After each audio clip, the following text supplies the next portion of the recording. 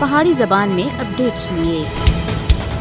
بھارت دے غیر قانونی زیر قبضہ جموں کشمیر بچ آزادی پسند رہنماواں اور حریت کارکناں دی تازہ گرفتاریاں محض ایک سیاسی انتقام ہے۔ حال ہی کل جماعتی حریت کانفرنس کے وائس چیئرمین غلام احمد گلزار کو گرفتار کیا گیا، جس کا مقصد کشمیریوں کو حقیقی قیادت تھی محروم کرنا ہے۔ مقبوضہ علاقے بچ حریت رہنماواں دی اکثریت پہلے ہی بھارتی جیلوں بچ قید یا کرم بچ نظر بند ہے۔ کشمیریوں کو خوفزدہ کرنا واسطے بھارتی فوجی بڑے پیمانے ہوتے مقبوضہ علاقے بچ چھاپا مار کاروائیاں کر رہے ہیں اور کشمیریاں خاص طور پر نوجوانوں کو گرفتار کیا جا رہا ہے۔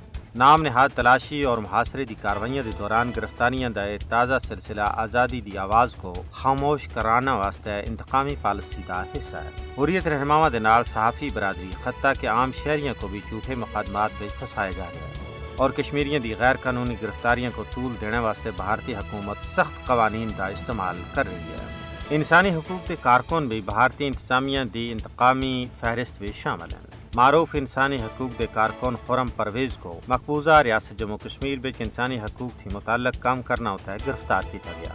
مقبوضہ کشمیر بچ سچ دنیا دے سامنے آننا دی پاداش وچ کشمیری صحافیاں کو جیلاں دی سلاخاں دے پیچھے دھکیلیا جا رہا ہے اور جان بوجھ کے انہاں دی گرفتاریاں کو طول دیتا جا رہا ہے۔ حال ہی وچ کشمیری صحافی فہد شاہ کو پولیس اسٹیشن پلوامہ وچ درج کیس وچ خصوصی عدالت دی طرفوں عبوری ضمانت ملنے تھی فوراً بعد ایک اور جھوٹے کیس وچ گرفتار کیا گیا۔ ان تمام بیجا گرفتاریاں اور نظر بندیاں دا مقصد کشمیریاں دی آزادی دی عزم کو تروڑنا ہے۔